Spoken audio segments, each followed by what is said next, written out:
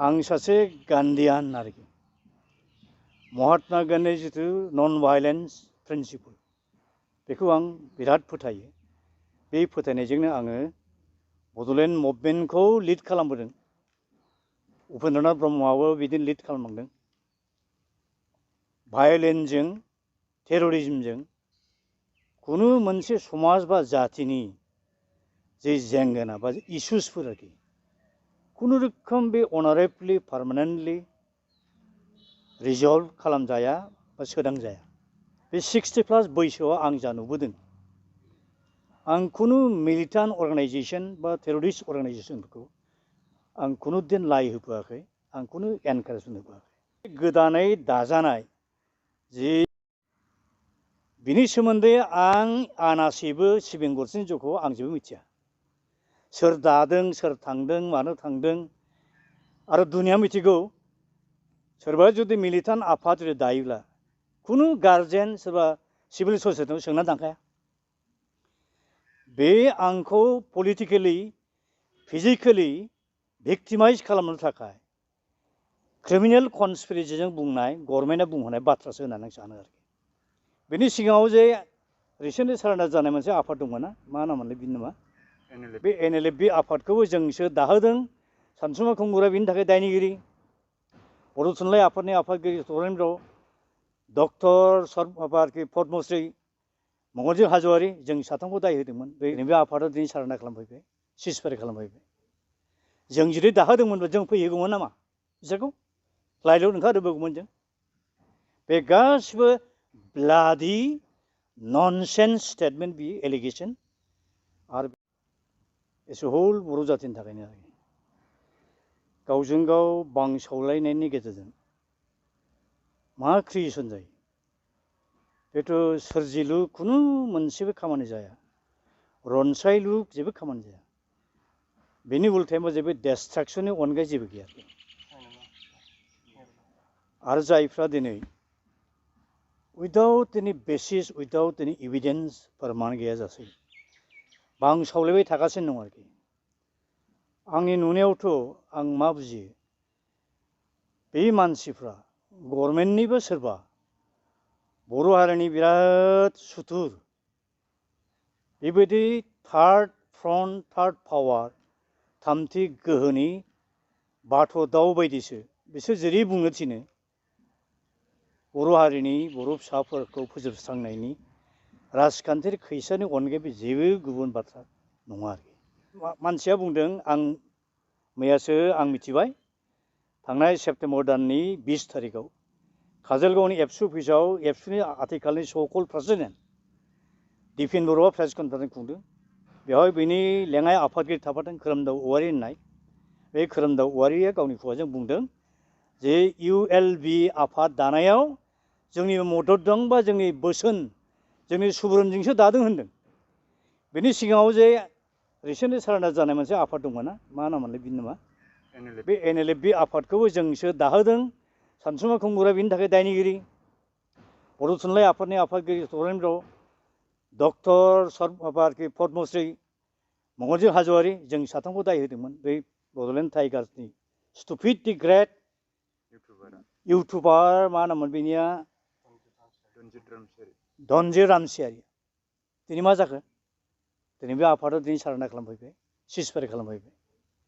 जों जुदि दाहोदोंमोनबा जों फैहोगौमोन नामा बिसोरखौ? लाइटआव ओंखारहोबोगौमोन जों। बे गासिबो ब्लाडि ननसेन्स स्टेटमेन्ट बि एलिगेसन आरो बेनिफ्राय बे जाहैबाय बे राबिस आरोखि। आंनि पार्सनेल जिथु इमेज, आंनि फिल'सफि, आंनि जिथु इडिय'लजि, आंनि ल'काल स्टेन्ड, आंनि जे मरेल, आंनि इमेज, आंनि जे पलिटिकेल मट' बेवहाय हांगार फुननो आलखाथारा फुननो थाखाय नाजानानै बुंनाय बे बाथ्रा बियो। आरो बे जाय खोरोमदाव औवारि जोंनि बड'लेण्ड मुभमेन्टआवबो खियावबो गैया हासुदैयावबो गैया। येस बिनि बिफाया इन्द्र औवारि जोंनिनो जुनियर आरोखि जोंजों दंफायोमोन बियो। सोंहैदों बे बिफा इन्द्रनाव सानसुमा खुंगुरनि रल कन्ट्रिबिउसन सेक्रिफाइसआ मा दं? बे बड'लेण्ड मुभमेन्टनि ABCD जेबो मिथिया बिसोरो। एबसुनि फिल'सफि, एबसुनि इडिय'लजि, एबसुनि मट', एबसुनि बेकग्राउन्ड जेबो मिथिया बिसोरो। मिथिया हसिया सोरनिबा बाथ' जानानै दिनै गुगाब सुगाब मैया दाख्लै एबसुनि सकल भाइस प्रेसिडेन्ट जानानै नों आंखौ बिदि बखिनो बुंनो बेहा जेबो मरेल गैया आरोखि आं आपिल खालामो बेबायदि मानसिया जुदि बर' जाथिखौ एबसुनि प्लेटफर्माव थानानै जुदि जाथिखौ सिबिनो ओंखारदोंब्ला रादार हि शुड कुइट भेरि इमिडियेटलि अन मरेल ग्राउन्ड बियो एबसुनिफ्राय थाबैनो ओंखारनांगौ नट अनलि हि बेल' नङा जायफ्रा आथिखालाव स्टुडेन्ट नंला साख्रि बाख्रि मावो बेफार बानिज्य मावो पलिटिकेल पार्टिजों लोब्बा दं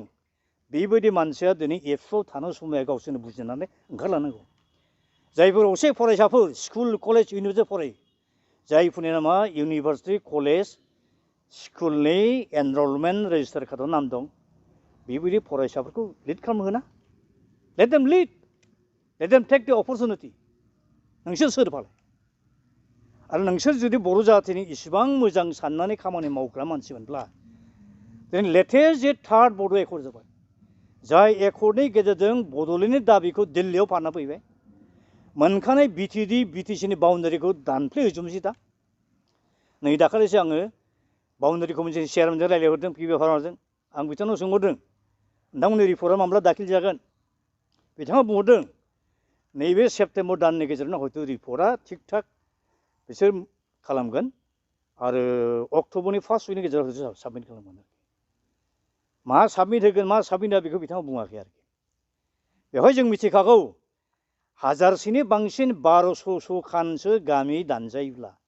मा बिटिडि थाबावगोन बे मा सिकिउरिटि थाबावगोन बेयो जेबो थालिया आरोखि दिनै प्रमद बर'आ गावनि बेक्तिगत सार्थखौ सिगाङाव दोननानै बड'लेण्डनि दाबिखौ फानना फैबाय बिटिडिखौ फानना फैबाय बेबायदि अथ' इनकरिजिबल ब्लान्डार जाय ब्लान्डारखौ खुनु पयदे कारेक्सन खालामनो बिराद गोब्राब बेबायदि ब्लान्डार मावग्रा मानसिखौ बोरै बिसोरो भेनगार्ड होबाय थाखो बिसोर मानो सापर्ट होबाय थाखो एबसुनि इडिअलजिखौ बोरै चेन्ज खालामखो बिसोर बोरै ब्लाइन्डलि दानि गभर्नमेन्टखौ सापर्ट होनो हाखो बेखायनो आं आपिल खालामो जे जायफ्रा दिनै एबसु लिडारशिप लानानै दं आरोखि they should understand they should realise what is the reality on the ग्राउन्डआव मा असे घटना जादों बेखौ बिसोर बुजिनाया गाहाम आरोखि खोरोमदाव औवारिया आंनि सायाव जि एलिगेसन लाबोदों बे एलिगेसनखौ बे अन मरेल ग्राउन्ड इमिडियेटलि उइथ्र' खालामनांगौ बेनाव मानसिनि आखु गैया जुनाद आखुनिसो बियो मानसिनि फिसा बायदि बुंनो हाया बिसोर आरो दिपेन बर'आ बुंगासिनो दं दावराव देखायब्लानो नब कुमार सरननि एगेन्सि केस होनो थाखाय मानसिफोरनिफ्राय लाख कौटि थाखा जादों आं मिथिगौ बेसेबां दुखु खस्थ'जों गावनि थाखा फैसाजों खरस खालामनानै गुवाहाटी हाइकर्ट सुप्रिम कर्टजों केस होलायदों दिनै आनफर्चुनेटलि जिबायदि जास्टिस होनांगौमोन बे जास्टिसखौ दिनै जों मोनाखै बबे ग्राउन्डआव बुंनो हादों दावराव देखायबा बे रोखोम थाखा खाना जादों जों बुङाखैसो बे प्रमद बर'आ जे एबसुनि खेबथाम गाहाम मोनथाम जे आफादगिरि जाबाय बेयाव एसे हल आबसु आफाद हिसाबै खय हान्ड्रेड खय लाख खय थाउजेन्ड कन्ट्राक्टर एमप्लयि स्कुइडार पियननिफ्राय जागायनानै पार्सेन्टेजै खांनानै जादों खय कौटि जागोन बिनि हिसाबखौथ' जों बिफेराखैना जों बिनांगौ नामा हो बायदिब्ला गोदोनि एबसुफ्रा होदों बिबान सोलायनाय लोगो लोगो हिसाब होनांगौ एकाउन्ट होनांगौ केसियारा मानो होआखै आरो दिनै जे जों खोनागासिनो पाब्लिकनिफ्राय जों एलिगेसन मोनगासिनो दं जेसेबां दानि गोदान गभर्नमेन्टनि स्किम प्रजेक्ट साप्लाइ वार्ड बेफोरनि एगेन्सि मा पार्सेन्टेज दानै एबसुनो लाखियो दा जायनि थाखाय एबसु भार्सास इउपिपिएलजों क्लेश जागासिनो दं मैयासो बिराद दुखुनांथाव घटना जादों पुलिस लालायलायनानै जबरदस्ति टेन्डार सोनो फैदोंमोन अनेक हाखा खुन्दा जादों बेखौबो जों थिनहरनाय नामा दिनै जे 30% 40% प्रमद बर'नि आमोलाव जे बिटिसि गभर्नमेन्टनि थाखा जागासिनो दं बेखौथ' आं बानायना बुङाखै रायजोआनो बुंगासिनो दं दिनै गोजाम कन्ट्राक्टरफोरा लाख कौटि थाखा मोननांगौमोन दाबोनो होआखै मानो मोननाङा बिसोर मोननांगौ बिसोर खामानिखौ एसे मावदोंब्ला आरो मावाखैब्ला बा इनकुवारि खालामो उमुगनि फोलानाय खामानि जायाखै होननानै दिनै करापसन आरोखि आरो बेवहाय बिटिसिनि इलेक्टेड एमसिएलए इएम इनक्लुडिं द चिफ बेवहाय जेबो खामानि गैला प्रिन्सिपाल सेक्रेटारिखौ जुदि सार होनोबा प्रमद बर'आ प्रिन्सिपाल सेक्रेटारि लोगो हमनो थाखाय स्लिप हरनांगौल इएमफ्रा मा दंबावो दालाय 16था डिपार्टमेन्टनि मालिकखौ डिसिफोरखौ बानायबाय दिनै डिसिफोरनाव थांनानै डिसि अफिस थांनानै जोंनि पाब्लिकआ बिराद हालाय हाफाय जादों मा जाखो दा खुगाजों बुंदों बियो सोरबा डिसि एसपिया मोजां खामानियाव ट्रान्सफार खालामगोन हायो नों पावार दंना you don't have that kind of power नोंहा बिदि पावार गैया एसपि डिसिया नोंनि कन्ट्रल गैया गभर्नरा बुंदोंसोमोन जे डिसि एसपिनि सार्भिसखौ पार्शियेलि बिटिसिआव बाहायनो हाथों बाहायना ला होनदोंमोन बेखौ उल्टासो बियो प्रमद बर'आ प्रिन्सिपाल सेक्रेटारिखौ मा बोसोन होखो डिसिफोरनो 16था डिपार्टमेन्टनि पावारसो हगारना होबाय दा सेक्रेटारि पिअननिफ्राय जागोन आप टु डिस्ट्रिक्ट लेभेलनि अफिसारसिम डिसिनि कन्ट्रलाव एनि टाइम बे ट्रान्सफार खालामनो हायो पस्टिं होनो हायो बा पावारा बहा थाबावो सेस पावार एन्ड फांसन साबजेक्टआबो सेस स्टेटासआबो सेस बाउन्डारिबो सेस जानो थांगासिनो दं बा बिनि सायाव नों खोरोमदाव औवारि वाइ इउ आर किपिं माम नों मानो साइलेन्ट थादों नों डिफेन्डराव नों बोरै सिट थादों नों मानो भेट होआखै नोंसोर जों बेबायदि साननानै एकर्डखौ खालामजानो जों लुबैयाखैमोन जों बुजियामोन बै समाव जों दा मिथिजोब्बाय मानो बुङाखै मानो हमाखै प्रमद बर'खौ हमनांगौ दिनै एनडिएफबिनि जायफोर बिदा फंबाय केडार्सफोर लिडारफोर बिसोर असान्ति जानाया गोजोननो हायैनि दायखौ जोंखौसो होदों जोंहा मानो दायनिगिरि जोंनाव सोंदों बे एनडिएफबिया एकर्ड खालामहैनायाव नों प्रमद बर'आ सोंनाय नों दिपेन बर'आ सोंनाय आंबोथ' बे आन्दलनाव फ्राय बोसोरब्रै बुरा थैदां आं ओंखारफादोंमोन आंखौ लांफादों बिसोर आंखौ बिसास लादों खुनु बर' समाज खुनु बर' सिभिल ससाइटि खुनु गोरों गोरा मानसिनाव सोङाखै बिसोरो without taking the Bodo intellectuals, Bodo civil society, Bodo society as whole into confidence, without consulting them prior to the signing of that bloody accord. थांनानै बिसोर फानना फैदों एकर्ड खालामना फैदों मानो बिदि जाखो सोर केस होदों जों दासिमबो मिथिया रावबो मानसिया दिनैसिम केस होआखै रावबो मानसिया बुङाखै जे फासनै दैमानि सानजाहा Biswanath district Sonitpur district Lakhimpur district Dhemaji district Sadiya डिस्ट्रिक्टनि बबेबा गामि बबेबा ओनसोला जुदि हाबजाथाव दङब्ला बेखौ हाबनांनो बादा होआखै जोंनि आफाद अल इन्डिया बड'फिल्ड national league for Bodoland statehood बेजों लोगोसे गोबां आफादफोर जेसेबां मेम'रेन्डाम हैदों एप्लिकेसन हैदों बाउन्डारिखौ दाननो मोना रादार मर एरिया शुड बि इनक्लुडेड होननानै जोंनि आफादनिफ्राय जों होदों संकष्ट सदियासिम सोनांगौ होनना बुंदों जों दिनै जों मोनसे कुइसन सोंनो हायो जोंखौसो बिदि रोखोम दाय होबाय नों दिपेन बर'आ बिं दि प्रेसिडेन्ट अफ आबसु बबे एरियासिम बड'लेण्डआव सोनांगौ होननानै मामला मेम'रेन्डाम हैया हैदोंब्ला बे मेम'रेन्डाम कपिखौ इउ मेक इट पाब्लिक जों मानो मिथिनो मोना let us know what kind of memorandum application you have submitted बेबायदि बाउन्डारि कमिसन चेयारमेन नबडि नोस रावबो मिथिया नोंसोर हैखायाखै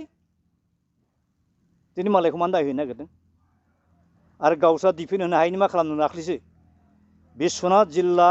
डिस्ट्रिक्ट कमिटि एबसुनि प्रेसिडेन्ट भाइस प्रेसिडेन्ट आरो कयेकटा आफादनि मानसिखौ थिननानै दावराव देख्रेबनि एगेन्सै जोंनि एगेन्सै प्रेस मिट खालामनानै बुंहोदों जे माखासे मानसिनि थाखायनो सनितपुर जिल्ला बिश्वनाथ जिल्ला लखिमपुर जिल्ला धेमाजि जिल्लानि बर' गामिया हाबला होनना बुंदों एकर्डआव मा होनदों 2020नि 25 तारिख 25 जानुवारियाव दिनैनि chief minister doctor Hemant Biswa मा बुंदों प्रेस मिटआव बुंदों बियो दा बावैनो बर'फोरजों गोदान मोनसे सुक्ति जासिगोन बे गोदान बर' गोरोबथायानि गेजेरजों ना बड'लेण्ड रायजो जागोन ना इउनियन टेरिटरि जागोन जेबो जाया आरो अबिभक्त आन्दिबोदा सनितपुर जिल्लानि गंसेबो दरसेबो मोनसेबो गामि हाबा होनना बुंदों बियो बेनि साननैनि उनाव 27 जानुवारियाव एकर्ड खालामखांनाय लोगो लोगो सहि लाखांनाय लोगो लोगो दिल्लीयाव प्रेस मिट खुंनानै बे बुंदों আজি এনেকুৱা এটা ভাল নতুন চুক্তি হ'ল এই চুক্তিৰ দ্বাৰা বড়োলেণ্ড ৰাজ্য নহ'ল অসমৰ দ্বিখণ্ডিত হৈ থাকিল অসমৰ ভৌগোলিক মানচিত্ৰ অখণ্ডিতভাৱে ৰক্ষা পৰিল আৰু যিসকল অনাবৰ সংগঠন আছে তেওঁলোকে ফূৰ্তিত খুচিত আজি উৎসৱ পালন কৰিব লাগে फुरथियाव रंजानांगौ बम गावनायखौ सानबावदों आरो बे गोदान शक्तिनि गेजेरजों अबिभक्त आन्ध्र सनितपुर जिल्लानि दरसेबो गामि हाबा ओंखारदों बिनि उनाव बिटिसि इलेक्सन थांबाय एसेम्बलि इलेक्सन थांबाय बे इलेक्सन खेबनैयाव डक्टर हेमन्त बिश्व शर्मा मा बुङा बाउण्डारिनि सोमोन्दै बिसोरनि खोमा बेंगा जाबाय नामा दिपन बर'मोननि खोमा बेंगा जाबाय नामा बिसोरनि मेगना खाना जाबाय नामा बिसोर खोनायाखै नुवाखै मा बुंदों दाबो बुंगासिनो दङ डक्टर हेमन्त बिश्व शर्माया आरो एकर्डआव मा लिरदों एकर्डनि MOSनि क्लज नम्बर 3 साब क्लज 1नि रमान मा लिरदों inclusion of villages contiguous to BTD and having majority tribal population as demanded by Bodo organization. फार्स्टै दैमानि सानजाहा गामि एरिया बारायनांगौ होननाय खोथाबाव लिरनाय जायाखै इनक्लुजनावबो होनदोंब्लाबो मा होनदों जि रेभिनिउ भिलेजाव ट्राइबेल पपुलेशन मेजरिटी BTDनि बाउण्डारिजों नांजाबखानाय बेबायदि गामियासो हाबदों मेलेम जुदि दंमोनब्ला बिसोरनाव लिरहोनांगौमोन जे बिथिं संकरसेन सदियासिमनि गेजेराव जि गामि ओनसोला हाबनो हाथावथाव बेखौ सोनाय जागोन बे इस्टार्न बाउण्डारि लिमिटनि बहाय इन्डेक्स गैया बेयाव खुनु खुन्थिया गैया पिलार गैया गोदो जोंनिया BSC एकर्डआव जों मा लिरा बिथिं संकरसेन फार्स्ट रिभार बे दैमा बारनायनि गेजेराव हाजो हाला दैमा दैसा गामि हाग्रा बंग्रा जा दं बे हाबनांगौ एकर्डजोंनो हाबदोंमोनबो बिसोरनाव मेलेम गैयैखाय थगायजानायखाय बे ब्लान्डार दिनै जादों आरोखि दिनै मालायखौ बोरै जाहैनो नागिरदों बिसोर ग्रेट ब्लान्डार मिस्टेक बेयो हिमालयान ब्लान्डारनिख्रुइ देरसिन ब्लान्डार जाय रन्जन दैमारि NDPनि फाउन्डार प्रेसिडेन्ट चेयारमेन बे मानसिखौ इन्टारिम बेलआव साननैसोनि थाखाय लांबाय सहिया लाखांबाय जबरदस्ति बिसोरना नायनोनो मोनाखै जादों ड्राफ्टखौ उनाव सहिया होना फैखांबाय सम्भब फेब्रुवारिनि 27 तारिख ना 25 तारिखआव बेखौ आरो ग्रोब जेलावसो सफैबाय माबोरै जाखो बे फि कर्टब्ला रियेलि बे थामथि कर्टआ फिस एकर्डनि सिगनेटारि माबोरै दासिम जेलाव थाखो बियो आरो बे मानसिखौ जेराव गभर्नमेन्ट अफ इन्डियाया गावसिनि इन्टेलिजेन्स एजेन्सिनि माखासे माबाजों आरोखि अर्गानाइजेसनजों आइदार बाय NIA अर CBI जों स्पेसियेल कर्ट बसायनानै फार्स्ट ट्रेक ट्रायेलाव जाजमेन्ट होबाय एक्युज खालामबाय हल लाइफ बेखौ सेन्टेन्स होबाय आरो बे हल लाइफ सेन्टेन्स होजानाय मानसिखौ लांनानै बोरैहाय बे फिस एकर्डआव बोरै सहि होनो हानांगौ हाखो बिसोर it is इललिगेल it is not एप्रप्रिएट जेल जाखानाय मानसिखौ सहि हैबाय आरो जेलाव थ्रोबजोब्बाय दा जों कुइसन खालामो गभर्नमेन्ट अफ इन्डियाखौ गभर्नमेन्ट अफ आसामखौ प्रमद बर'मोनखौ उर्खाव गोरा ब्रह्ममोनखौ बे गबिन्द बसुमतारीमोनखौ सहि होखांनायनि उनाव जायनोखि मानसिया जेलाव जोबजाफिनबाय बे मा क्रिमिनेल वार क्रिमिनेल हिसाबै बे ब्रेन्डेड जादोंमोन नामा so far as our knowledge our experience observation is concerned he has not yet been branded as the war criminal the war criminal हिसाबै बेखौ जुदि थान खालामाखैब्ला ब्रेन्ड खालामाखैब्ला बेखौ बोरै जोबनानै दोनखो दिनै सेन्ट्रेल जेलाव मानो दोनाखै बेखौ दिनै हगारफ्लादों देखायफ्लादों आरो लासिं सिं रोखोमै जोंनि बड'लेण्डनि काजोल गामियाव थानाय बड'लेण्ड मोनसे गेस्ट हाउसआव बेयाव स्पेसियेल जेल बानायनानै बाव दोनफैनो नागिरदों मानो दोनफैनो नागिरदों बेहाय बर' जातिखौ असनमान खालामनाय बर' जातिनि साइक'लजिखौ मरेलाव गोसोआव मेलेमाव एकदम ट्रमेटाइज खालामनाय आरोखि सिगिग्लुंनाय आरोखि नोंथांमोनखौ बेथ' ब्लाडि ननसेन्स बे स्टेटमेन्ट बियो गोदान आफादनि मेम्बार नंगौना नङा जों मिथिया थैबाय गावथारबाय बेखौ अन्याय भाबै फेक एनकाउन्टाराव इउनाइटेड गावजों थांदों सासे बर' फिसाबो जायनोखि मानसिया मटर साइकेल एक्सिडेन्टसो जादोंमोन पुलिसा हमना लांबाय बिसोरनि एगेन्स्टै केस इम्पज खालामबाय केस रेजिस्टार खालामबाय सोरबा आउट पस्टआ थानाय आरोखि बिनि उनाव पुलिसा बोरै लांनानै बे सानैखौ गावथारहैनो हागोन माबोरै बे फेक एनकाउन्टार नङा दिनै दाखालि 20 तारिखआव जे प्रेस कनफारेन्स खुंदों काजलगामियाव दानि एबसुनि आफादगिरि दिपेन बर'आ गावनि खुगाजोंनो बुंदों it was not real encounter it was fake encounter बे दिपेन बर' बुंनायाबा दाय गैया आरोखि जों बुंनायाबा दाय दं आरोखि फेक एनकाउन्टार गावथारजादों होनना बुंनाय लोगो लोगो सानसुमैखौनो दायनिगिरि बे गोदान आफादखौ जोनोम जाहोनायाव मा ब्लाडि स्टेटमेन्ट बियो हपलेस रिग्रेट लाजिया बिसोर मा बर' फिसानि गोरबोआव उजिदों बिसोरो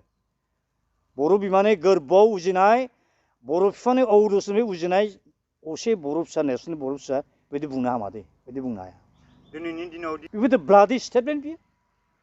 बिदिब्ला बै समाव एस ए हल मोनब्रै एनडिपि फेक्सननि गेजेराव जेसेबां मानसि थैदों एनडिपिनि मोनब्रै फेक्सननि कअर्डिनेसननि चेयारमेन धीरेन बर'आ आंनो मोनसे लिस्ट होदों एनडिपि ग्रुपनिफ्राय टटेल थैनाया गासै 4024 ना 34 मानसि बे 4000 मानसिया मा पुलिसा मिलिटारिया टेररिस्ट होननानै फलनायखाय गावथारजादों नामा बिसोरलाय हा जास्टिफाइ खालामबाय दा बियो गावसिनि मानसि गावथारजानाया असे दायाव गोग्लैनायखायसो गावथारजादों बिदि बुंनो नागिरदों नामा बेलाय stupid great it is a nonsense bloody nonsense statement बे गभर्नमेन्टनि बाथौ बायदिसो खोथा बुंदों नट अनलि हि प्रमद बर' होन बि होन सोरबा दिपेन बर' होन खोरोमदाव होन गभर्नमेन्टनि बाथौ दाउ बायदि बिसोर राव रायो दा आंहा बिश्वास दं